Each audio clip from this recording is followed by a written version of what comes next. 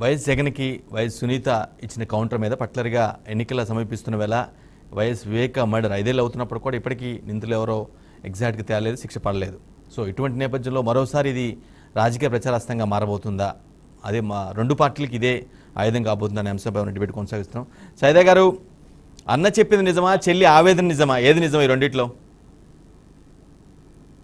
వెంకట గారు, మీకు పేరున్నటువంటి పెద్దలు అన్న శ్రీనివాస్ చౌదరి గారు, మరో అన్న నాగార్జున రెడ్డి గారు, పిఆర్కే న్యూస్ వీక్షకులందరికీ కూడా శుభరాత్రి.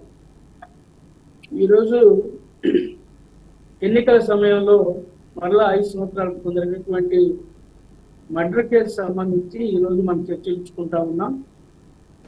ఇదే అంశం ఎన్నికల అంశంగా తీసుకుని మరి జగన్మోహన్ రెడ్డి గారు వెళ్ళేటువంటి పరిస్థితి ఈరోజు మనకు కనిపిస్తాం. నిజంగా మీరు అడిగినట్లుగా అన్నది నిజమా, చెల్లెలిది నిజమా అన్న విషయంలో మనం ఆలోచించినట్లయితే సునీతమ్మ గారే వాస్తవంగా 5 సంవత్సరాల పాటు తన తండ్రిని కోల్పోయి తండ్రి లేని బిడ్డగా మరి హైకోర్టు, సుప్రీంకోర్టు, తెలంగాణ కోర్టు, రకరకాల కోర్టులు తిరిగి సిబిఐని ఆశ్రయించి ఆమె పడుతున్నటువంటి పాటలు మనం చూసాం. ఈ రాష్ట్ర ప్రజలందరూ కూడా 5 కోట్ల మంది ఆంధ్రులు మరి ఒక తండ్రి లేని బిడ్డ ఆవేదనని మనం చూసాం. ఎంత విచిత్రం అంటే వెంకట గారు, సునీత గారు ఎవరైతే బాధితులు ఉన్నారో బాధితుల మీదనే కేసులు బనాయించినటువంటి ప్రభుత్వం ఈ ప్రభుత్వం. సునీత గారు భర్త మీదనే మరి కేసులు పెట్టి ఇబ్బంది పెట్టినటువంటి ప్రభుత్వం ఈ ప్రభుత్వం. మరొక విచిత్ర విషయం ఏంటంటే సిబిఐ ఇన్వెస్టిగేషన్ ఆఫీసర్ ఆయన మీద కూడా కేసు పెట్టినటువంటి పరిస్థితి. కడప నడిబొడ్డున మరి సిబిఐ ఆఫీసర్ని, సిబిఐ కార్ డ్రైవర్ని బెదిరించినటువంటి ప్రభుత్వం ఈ ప్రభుత్వం. ఇంతకంటే దుర్మార్గమైన ఉందని నేను అడుగుతా ఉన్నాను. ఈరోజు ఈయన జగన్మోహన్ రెడ్డి గారు నిన్న ప్రొద్దుటూరులో జరిగినటువంటి సభలో మాట్లాడాడు. ఈ రోజు ఇక్కడ నంద్యాలలో జరిగినటువంటి సభల్లో కూడా మాట్లాడతారు. ఆయన ఒక మహానటుడిలాగా మరి మాట్లాడుతున్నాడు. కమల్ హాసన్ కల్పించే విధంగా ఆయన మాట్లాడుతూ ఉన్నాడు. నిజంగా ఆయన చూస్తే ఇటీవల కాలంలో వచ్చినటువంటి రంగస్థలం సినిమా గుర్తుకొస్తా ఉంది. హత్య చేయించి ఏ విధంగా మరి నటుడు ఆ రోజు మరి ఉన్నాడు ఆ సినిమాలో, రంగస్థలంలో. అలాగే పాత సినిమాలు చూసినట్టయితే రావుగోపాలరావు గారు, నాగభూషణం విలన్లు హత్య చేయించి ఉదయాన్నే వచ్చి దండేసి మరి ఏ విధంగా ముసలి కన్నూరు గారుస్తారో అలాంటి సన్నివేశాలను కల్పించే విధంగా ఈ రోజు జగన్మోహన్ రెడ్డి గారు మాట్లాడటం నిజంగా ఇది సిగ్గుచేటు. ఇది సభ్య సమాజానికి ఈ రాష్ట్ర పౌరుడిగా నేను నిజంగా సిగ్గుతో తల ఉంచుకుంటున్నా. ఎందుకు చెప్తానంటే ఈ మాట, ఒక రాష్ట్ర ముఖ్యమంత్రి 5 కోట్ల మంది ప్రజల్ని తన ముఖ్యమంత్రి రాజకీయాల కోసం సొంత బాబాయిని హత్య చేయించుకునే స్థితిలో ఆయన లేరనేది చాలా మంది వాదన. అఫ్ కోర్స్ అది ఆయన ప్రమేయంతో జరిగిందా లేదా అనేది ఇంకా తేలలేదు. బట్ ఆ స్థితిలో అయితే ఆయన లేడు అనేది వెంకట గారు అడ్డుపడతాను. సైనిక గారు ఒక్క నిమిషం ఏమనుకోవద్దండి, ఒకే ఒక నిమిషం. గతం నుంచి రాజశేఖర రెడ్డి గారు చనిపోయినప్పుడు అప్పుడు శవ రాజకీయాలే, ఇప్పుడు వివేకానంద చనిపోయిన 2019లో అప్పుడు శవ రాజకీయాలే, ఇప్పుడు 2024 తర్వాత కూడా ఇదే శవ రాజకీయాలే. దీనికి అంతం లేదా? సైదా గారు మాట్లాడండి. సైదా గారు, వెంకట గారు, నేను ఎందుకు చెప్తున్నా ముఖ్యమంత్రి హత్య చేశారని చెప్పి నేను మాట్లాడటం ఇక్కడ. పాత్రదారులు ఎవరు, సూత్రధారులు ఎవరు, దీనికి విషయం తేల్చాల్సినటువంటి అవసరం ఉంది.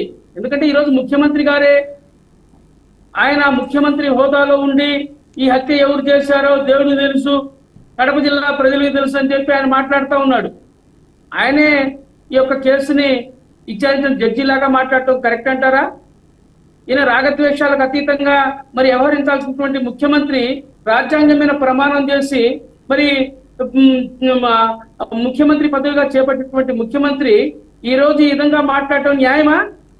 ఇది కోర్టుల్ని, చట్టాలని, లేకపోతే వ్యవస్థల్ని పక్కదారి పట్టించడం కాదా? ఈరోజు సొంత చెల్లెలు సునీతమ్మ గారే మాట్లాడుతూ ఉంది. మా అన్న జగన్మోహన్ రెడ్డి గారు ప్రతి సభలో నా అక్కలు నా చెల్లెమ్మలు అని చెప్పి మాట్లాడుతూ ఉంటాడు, నేను ఆయన చెల్లెళ్ళ కాదా అని చెప్పి ఆమె ప్రశ్నించింది. చెప్పమని దానికి సమాధానం, జగన్మోహన్ రెడ్డి గారు చెప్పమని దానికి సమాధానం, నేను చెల్లెళ్ళని కాదా అని చెప్పి ఆమె సునీతమ్మ మాట్లాడినటువంటి మాట ఈ రాష్ట్ర ప్రజల్ని కదిలిస్తా ఉంది, హృదయాల్ని కదిలించింది ఈరోజు ఆ మాట్లాడినటువంటి మాట. ఈరోజు ఒక పక్క ఎవరైతే ఈ కేసులో ముద్దాయిలు ఉన్నారో ఆ ముద్దాయిలకు మీరు సహకరిస్తా ఉన్నారు. ఇప్పటికీ 5 సంవత్సరాల 13 రోజులైంది ఈ హత్య జరిగి. మార్చి 15వ తారీఖు 2019 హత్య జరిగింది. ఈరోజు మార్చి 28, 2024 సంవత్సరం. అంటే 5 సంవత్సరాల 13 రోజులు ఈ హత్య జరిగి మీరు తేల్చలేకపోయారు. మీరే దోషుల్ని కాపాడుతున్నారు.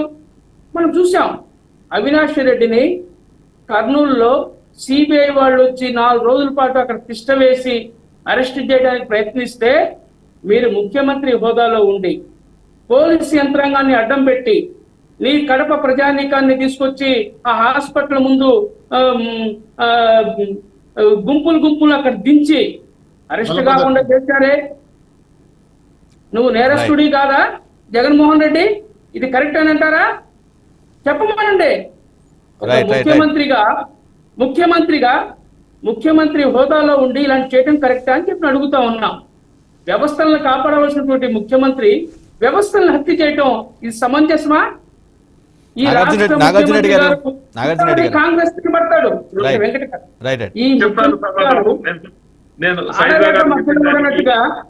శ్రీనివాస్ గారు చెప్పిన దానికి కూడా సమాధానం నేను చెప్తాను. వాళ్ళకు తెలియని విషయాలు కూడా నేను చెప్తున్నా. నాగార్జున రెడ్డి గారు చిన్న పాయింట్ మీరు కుట్రదారులను పట్టుకోవడంలో కొంత వెనకబడ్డారు ఖచ్చితంగా అని ఆమె బలంగా చెప్తున్నారు. సునీత రెడ్డి గారు బలంగా చెప్తున్నారు, కుట్రదారులను కాపుగా వస్తున్నారు, లేదంటే వారికి రక్షణ ఇస్తున్నారు అని చెప్తున్నారు. చెప్తూనే ఇంకో మాట ఉల్టా నా మీద, నేను ఏదైతే తండ్రి హత్య చేసిన అంతకులు పట్టుకోవాలని న్యాయ పోరాటం చేస్తుంటే ఉల్టా నా మీద కేసులు పెడుతున్నారని ఆమె వాపోతున్నారు. ఇప్పుడు అదేనండి, ఇప్పుడు మేము షర్మిలమ్మ గాని సునీతమ్మ గాని ఇద్దరు కూడా ఒకరేమో కాంగ్రెస్ ట్రాప్ లో పడ్డారు, ఒకరేమో తెలుగుదేశం ట్రాప్ లో పడ్డారు. ఇద్దరు కూడా కాంగ్రెస్ ట్రాప్ లో పడి మళ్ళీ ఆమెమో కాంగ్రెస్ లోకి వెళ్ళిపోయి సైదా గారు నేను చెప్తా, ఒక నిమిషం. మీరు చెప్పారు, నేను చెప్తున్నా. ఆయన చనిపోక ముందు 1 సంవత్సరం నుంచి కనీసం ఆయన ఖర్చులకు కూడా డబ్బులు ఇవ్వకుండా కూతురు అల్లుడు పూర్తి స్థాయిలో బంధించారు. ఫైనాన్షియల్ గా ఆయన చివరి రోజుల్లో ఎంత ఇబ్బందులు పాలయ్యాడో అక్కడ ఆయన ఎంటమ్మడి ఉన్నటువంటి పిఏ కృష్ణారెడ్డికి కానీ ప్రజలకు అక్కడ ఉన్న ఆయన సన్నిహితులకు కూడా వాపోవడం అంత పరిస్థితి వచ్చింది. అదే కాకుండా ఆయన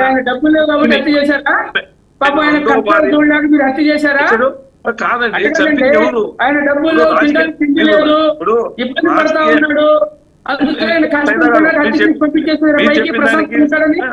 ఇదండి మీరు చెప్పిన దానికి ఆయన శ్రీనివాస్ గారు చెప్పిన దానికి నేను చెప్తున్నా. ఆయన చనిపోక ముందే అవినాష్ రెడ్డి గారి పేరును ప్రచారంలో ఆయనే చెప్పాడు. నెక్స్ట్ జిల్లా పరిషత్ చైర్మన్ కు వైఎస్ వివేకానంద రెడ్డి గారు అని చెప్పేసి అని మన